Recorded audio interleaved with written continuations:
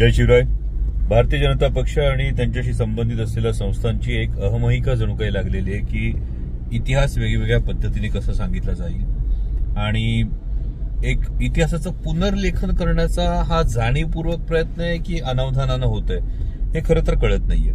म्हणजे आधी माननीय उपमुख्यमंत्री देवेंद्रजी फडणवीस यांनी सुरतेच्या लुटीविषयी विधान केलं आणि आता आरएसएसचे सरसंघचालक आदरणीय मोहनजी भागवत यांनी विधान केलं, एक मोघम विधान केलं खरं तर पुण्यामध्ये बोलताना की ते सगळं टिळकांनी शोधून काढलं. छत्रपती शिवाजी महाराजांच्या समाधीविषयी हे विधान होत असताना खरं तर यामध्ये दुरुस्ती ही योग्य वेळी होणं गरजेचं आहे आणि यामध्ये लोकमान्य टिळकांचं योगदान या समाधीमध्ये होतं का, ही समाधी नेमकी कोणी शोधून काढली, त्यासाठी खरं तर आजचा व्हिडिओ. आपल्याला सगळ्यांना हे ठाऊक आहे की 1869 साली महात्मा ज्योतिराव फुले यांनी खरं तर छपाई भारतात सुरू झाल्यापासूनचं पहिलं शिवचरित्र लिहिलं, जे पोवाडा रूपी होतं, ज्यामध्ये कुळवाडी भूषण या शब्दाचा उल्लेख या पोवाड्यामध्ये या शिवचरित्रामध्ये आहे.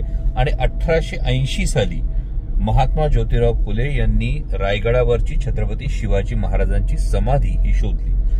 असं म्हणतात की 1818 साली इंग्रजांच्या ताब्यात रायगड गेल्यानंतर इंग्रजांनी तिथला राबता बंद केला होता आणि त्यामुळे ही समाधी दुर्लक्षित होती आणि जवळपास 1818 ते 1880 हा जवळपास 60 वर्षांचा जो कालखंड आहे, या 60 वर्षांच्या कालखंडामध्ये छत्रपती शिवाजी महाराजांची ही समाधी ही दुर्लक्षित होती. तिथे झुडपं माजली होती. ही झुडपं साफसूफ करून छत्रपती शिवाजी महाराजांची समाधी शोधण्याचं काम जर कोणी केलं असेल तर ते लोकमान्य टिळकांनी नाही, ते महात्मा ज्योतिराव फुले यांनी केले. हा इतिहास आहे.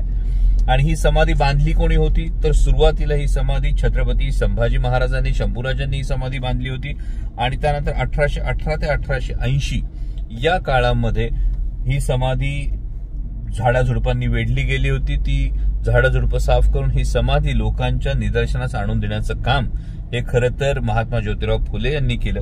1895 साली लोकमान्य टिळकांनी, लोकमान्य बाळ गंगाधर टिळक यांनी श्री शिवाजी स्मारक फंड या नावानं खरं तर या समाधीच्या जीर्णोद्धारासाठी निधी गोळा करायला सुरुवात केली आणि नंतर या फंडाचं नाव श्री शिवाजी रायगड स्मारक मंडळ असं काहीतरी करण्यात आलं.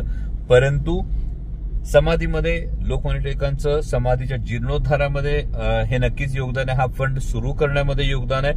परंतु समाधी शोधण्याचं काम जे आहे हे महात्मा ज्योतिराव फुले यांनी केलेलं आहे. त्यामुळे अशा कुठल्या तरी चुकीचा नॅरेटिव्ह हा हळूहळू रुजवत जायला, हळूच एक पिल्लू सोडून द्यायचं आणि नंतर मग हळूहळू तोच खरा समज आहे हा होऊ नये, यासाठी खरं तर माझं जे काही माहिती होती ती तुमच्यापर्यंत पोहोचवण्यासाठी हा व्हिडिओ केला. जय शिवराय.